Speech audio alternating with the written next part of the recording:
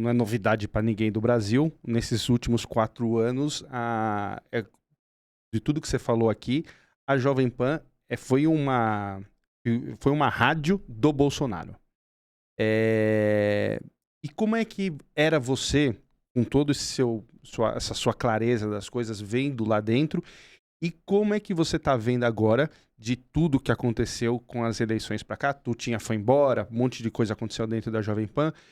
Como é que você viu esses dois lados? Do lado quando você tava lá 100% Bolsonaro e agora? Cara, então, eu tenho divergências aí dessa colocação de que era do Bolsonaro. Eu acho que não.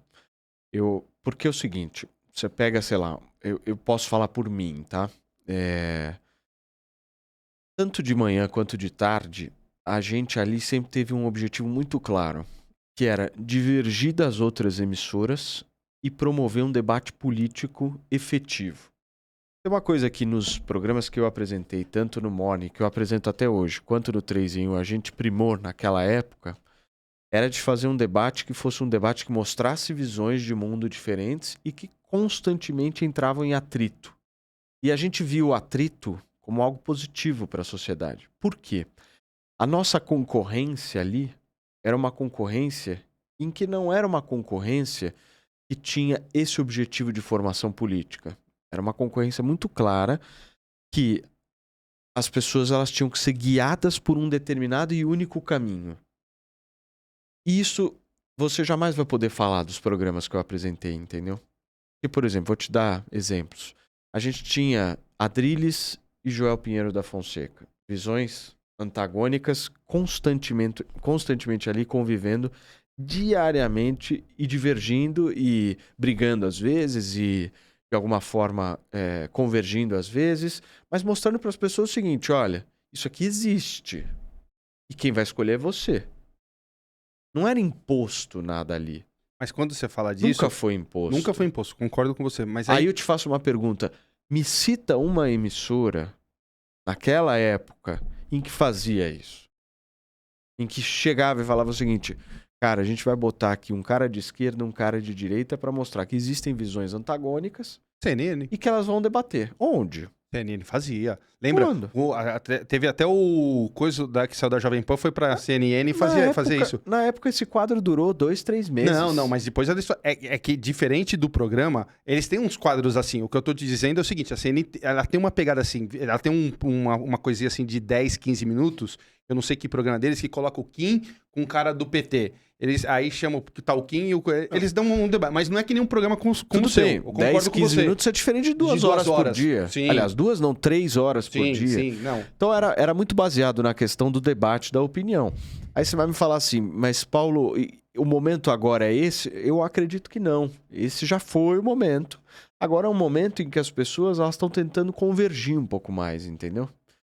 E aí o que eu acho que a gente está compreendendo é justamente isso. É enxergar o debate público como uma tentativa de convergência, tendo o conflito de ideias. E aí você vai me falar, Paulo, passou do ponto em algumas vezes? É claro que passou, pô, você acha?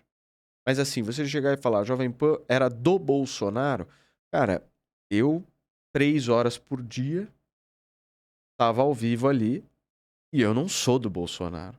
Sim. Eu nunca fui do Bolsonaro. Tem uma coisa que ninguém vai poder me apontar o dedo e falar assim, você é bolsonarista. Nunca.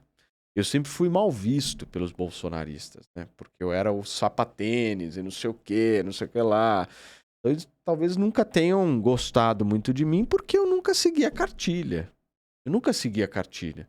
Mas aí você vai me falar, alguém que tem uma emissora bolsonarista vai manter um apresentador que não segue a cartilha? Pra mim não faz sentido isso. Não faz sentido. Aí você pode me falar, programas específicos talvez possam ter tido. Eu não posso responder por outros programas. Eu posso responder pelo que eu fazia ali. E ali eu sempre tive um direcionamento muito claro de rende o bloco, gere debate, mostre as visões antagônicas, aperta daqui, aperta o cara dali. Foi isso que eu tentei fazer ali. E foi isso que nós fizemos ali e acho que fizemos de uma maneira muito boa, sabe? Com excessos em algumas vezes, sem sombra de dúvidas. Eu concordo com isso. E reprovo, inclusive, esses excessos. Mas assim, a Jovem Pan, ela sempre foi uma emissora que mostrou a vida real também, né? acho que a galera que faz parte, que fez parte também, sempre mostrou o que era a sociedade. Nunca foram aqueles caras muito quadrados e tal. E esse sempre foi o diferencial da Jovem Pan. Não era aquela coisa formal, polida e tal. Era um cara que, por muitas vezes, erra, que acerta, que fala umas verdades. Puta, que às vezes erra aqui. Eu acho que essa informalidade, ela sempre foi muito bacana ali. Mas volto a insistir, eu acho que são etapas que vão sendo cumpridas e fases, né? De um jogo chamado jogo da vida, né? E a vida é assim, se você não compreende que existe uma fase de início, de meio e de fim, você acho que vai criar uma série de desilusões aí, decepções ao longo da vida, né? Então acho que é importante. E do ponto de vista até da comunicação, a comunicação ela é, como é que eu posso te dizer, mutável, né? Não necessariamente aquele mesmo modelo é o modelo que vai ficar durante 40 anos. a sociedade muda, as pessoas mudam. Eu acho que a comunicação ela precisa acompanhar isso também. Então, acho que é muito isso, assim. Eu não diria que a Jovem Pan era do Bolsonaro de maneira nenhuma. De maneira nenhuma, assim. Um depoimento de alguém que vivenciou aquele período ali e que viu na pele aquilo. Agora, obviamente, se você me falar é uma emissora mais à direita, óbvio, né? Mas até aí existiam outras que eram mais à esquerda. Uhum. Ossos da democracia.